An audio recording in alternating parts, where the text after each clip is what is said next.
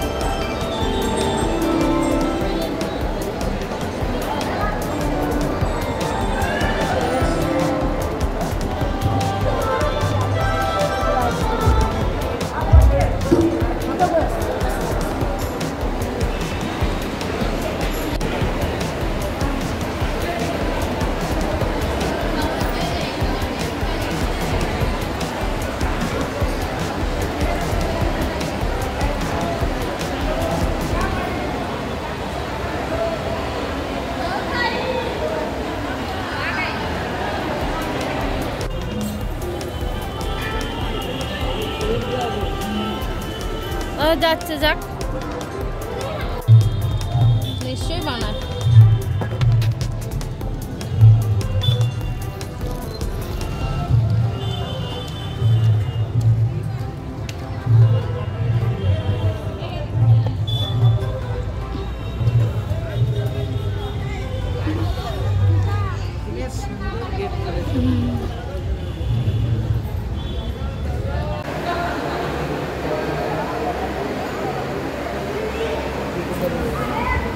যাই হোক, আমাদের মন্দিরে পুজো হয়ে গেছে। বাইরে গিয়ে কিছু জিনিসপত্র দেবার আছে, দেবার পরে আমরা চলে যাবো হচ্ছে তোমার বড় বাংলাদেশে। আমাদের তোমার সেরকমই কথাবার্তা হয়েছিল, যেহেতু আমরা নৈহাটিটা ওখান থেকে অনেকটা কাছে, কারণ আমরা সোদপুরে রয়েছি। আর যেতে গেলে ওখান দিয়ে যেতে হতো, তো বড় মার কাছে যাই হোক অনেক রাস্তা। তখন আমি একটু রেস্ট নিচ্ছিলাম, কারণ সারাদিন কিছু খাওয়া দাওয়া খাইনি, পুজো দেবো বলে। তো শরীরটাও ভালো লাগছিল না বলে আর ভিডিও করিনি। যাই হোক, এই যে চলে এসেছি বড় মার কাছে। ঠিক আছে, বলে বড় মা না ডাকলে নাকি আসা যায় না।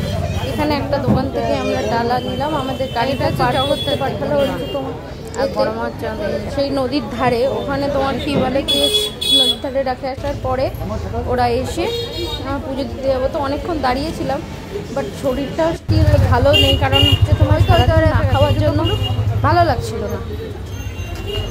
তখন অলরেডি রাত প্রায় 7:30 বাজে। যাই হোক, এই যে চলে এসছি আমরা ভেতরে পুজো দেবো বলে, পুজোর ডালা নিব।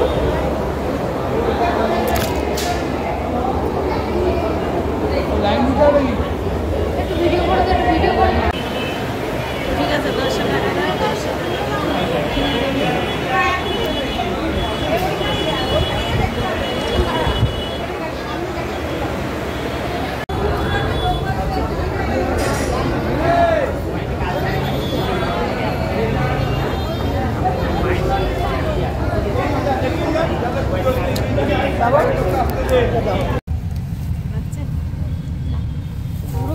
লাগলে কোনো দিন বলেছিস? এখানে লাগবে। হ্যাঁ, এখানে লাগবে। রাস্তা পার্কিংটা ভালো নদীর ধারে। এই তো বলে কতক্ষণে নেমে গেছিল। দিয়ে দাও। আমার ঝুড়িগুলো হাতে থেকে নামা।